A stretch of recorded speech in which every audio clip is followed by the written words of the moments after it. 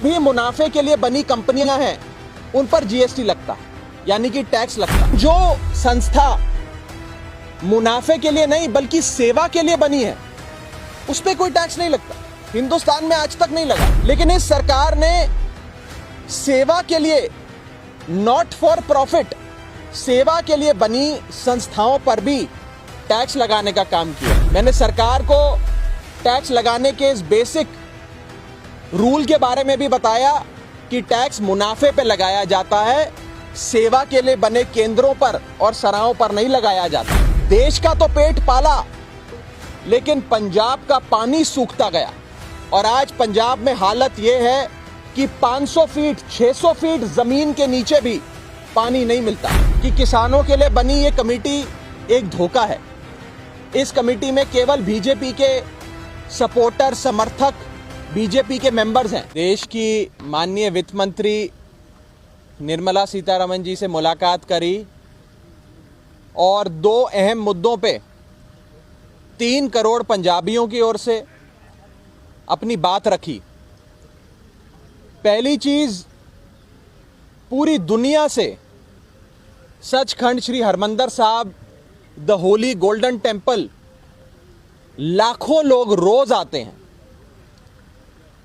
संगत जो वहां आती है वो गोल्डन टेम्पल के बाहर बने जितने भी सराह हैं, यानी कि छोटे छोटे अकोमोडेशन सेंटर्स, जिन्हें गुरुद्वारा प्रबंधक कमेटी हो, गुरुद्वारा प्रशासन हो, वो चलाता है।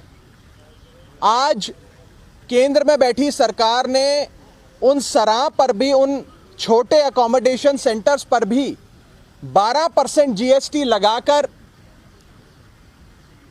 संगत का और संगत की सेवा का अपमान किया है। ये टैक्स हमें मुगल काल के शासक औरंगजेब के जजिया टैक्स की याद दिलाता है, जब औरंगजेब ने तीर्थ यात्रा पर टैक्स लगाकर, जजिया लगाकर टैक्स वसूलना शुरू किया था। आज उसी प्रकार ये छोटे सराह जो गुरु साहब के दरबार के बाहर बने हैं, जहां पर संगत आकर रुकती है, आज उस पर भी जीएसटी लगाकर इस सरकार ने एक गलत काम किया। आज मैंने माननीय वित्त मंत्री जी को हाथ जोड़कर बेनती करी, पूरी संगत की ओर से, 3 करोड़ पंजाबियों की ओर से, कि इस टैक्स को वापस लिया जाए। हमारी श्रद्धा पे, हमारी भक्ति पे, हमारी भावनाओं पे, हमारे सेंटिमेंट्स पर, हमारी बिलीव्स पर इस टाइप का कोई टैक्स नहीं लगना चाहिए। मैं पेशे से चार्टर्ड अकाउंटेंट हूं। आपको मैं बता दूं कि टैक्स मुनाफे पे लगाया जाता है या मुनाफे के लिए बनी जो संस्थाएं हैं उन पे लगाया जाता है। जैसे कोई 5 सितारा होटल में जाकर रहे तो उस पे जीएसटी लगता है। जो भी मुनाफे के लिए बनी कंपनियां हैं उन पर जीएसटी लगता है, यानी कि टैक्स लगता। लेकिन जो संस्था मुनाफे के लिए नहीं बल्कि सेवा के लिए बनी है उस पर कोई टैक्स नहीं लगता। हिंदुस्तान में आज तक नहीं लगा, लेकिन इस सरकार ने सेवा के लिए, नॉट फॉर प्रॉफिट, सेवा के लिए बनी संस्थाओं पर भी टैक्स लगाने का काम किया। मैंने सरकार को टैक्स लगाने के इस बेसिक रूल के बारे में भी बताया कि टैक्स मुनाफे पे लगाया जाता है, सेवा के लिए बने केंद्रों पर और सराहों पर नहीं लगाया जाता। इसी के साथ साथ मैंने एक और बड़ा मुद्दा पंजाब का माननीय वित्त मंत्री जी के सामने रखा और उठाया। वो था पंजाब को एक बड़ा फाइनेंशियल पैकेज देने का। पंजाब ने अपना पेट काटकर देश का पेट भरने का काम किया।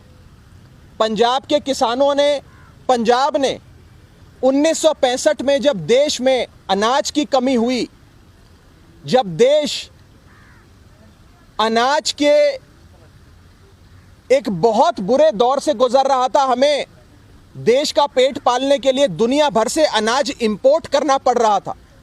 उस दौर में पंजाब के किसानों ने देश का पेट भरा।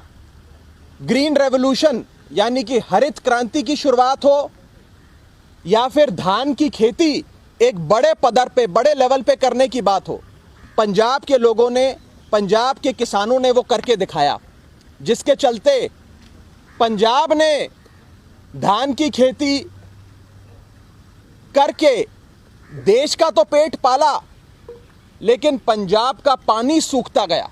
और आज पंजाब में हालत यह है कि 500 फीट 600 फीट जमीन के नीचे भी पानी नहीं मिलता है। पंजाब में पानी की ये हालत देखते हुए और पंजाब के किसानों की हालत देखते हुए मैंने माननीय वित्त मंत्री जी से एक बड़े फाइनेंशियल पैकेज की और साथ ही साथ पंजाब को एडिशनल वाटर रिसोर्सेज देने की बात रखी। वो पंजाब जिसने मुश्किल दौर में भारत देश का पेट भरा, आज वो पंजाब सूबा अपने देश की सरकार के ओर देख रहा है, अपने देश की दिल्ली में बैठी सरकार की ओर देख रहा है और कह रहा है कि अब मुश्किल दौर में हमने आपका साथ दिया, अब आप हमारा साथ दीजिए और हमें एक बड़ा फाइनेंशियल पैकेज मिलना चाहिए, एडिशनल वाटर रिसोर्सेज हमें मिलने चाहिए। ये दो बड़ी मांगे आज मैंने माननीय वित्त मंत्री जी के सामने रखी हैं। एक मेमोरेंडम, एक ज्ञापन भी दिया है। उन्होंने बड़े आराम से मेरी बात सुनी, मेरा जो ज्ञापन था वो लिया और मुझे विश्वास है कि ज़रूर इस पर केंद्र सरकार कार्रवाई करेगी और पंजाब के साथ जो सदियों से केंद्र सरकार एक सौतेला व्यवहार करती आई है, वो सौतेला व्यवहार बंद होगा और पंजाब का हक पंजाब को मिलेगा। आम आदमी पार्टी पंजाब के हकों की ये लड़ाई लड़ती रहेगी, सदन में भी लड़ेगी, सदन के बाहर में भी लड़ेगी। नहीं, एमएसपी की कमेटी के बारे में हम पहले ही केंद्र सरकार को ये लिख कर दे चुके हैं, सदन में भी ये मुद्दा उठाया कि किसानों के लिए बनी ये कमेटी एक धोखा है। इस कमेटी में केवल बीजेपी के सपोर्टर, समर्थक, बीजेपी के मेंबर्स हैं। ये कमेटी कभी भी देश के किसान का हित नहीं सोच सकती।